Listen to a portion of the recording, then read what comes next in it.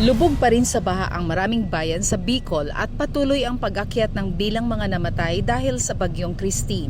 Ayon kay Police Brigadier General Andre Dizon, Regional Commander ng Police Regional Office, 26 na ang mga nasawi, 3 ang nawawala pa at 9 ang sugatan.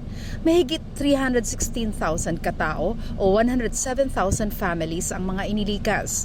Hardest hit ang Camarines Sur at Naga City, pati na rin ang bayan ng Libon at Polangi sa Albay.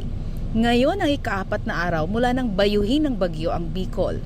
Nagpadala na ng inflatable rubber boats ang pamalaan sa pamamagitan ng tanggapan ni House Speaker Ferdinand Martin Romualdez at ako Bicol Party List and House Appropriations Committee Chairman Saldico. Dumating ang mga ito sa Bicol International Airport at agad dinala sa Camarines Sur upang magamit. Halos maiyak si Mayor Anthony Reyes habang kinukwento ang karanasan sa baha na hanggang ngayon ay hindi pa niya humuhupa dahil abot pa hanggang liig ang tubig.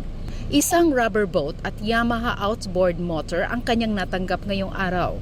Ayon kay General Dizon, nasa state of rescue and recovery pa ang lalawigan ng Camarines Sur, lalo na ang Naga City. Ang Albay naman ay nasa state of relief, recovery at resilience habang nasa state of helplessness pa ang 13 sa 20 barangay ng bayan ng Milaor.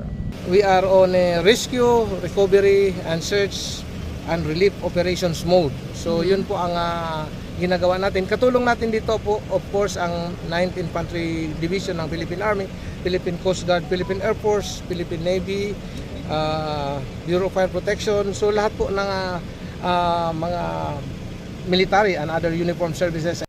Samantala nakaalis na ang mahigit 4,300 na stranded passengers sa mga pier sa Rion. Para sa Agenda, Rosas Olarte, Abante Radio.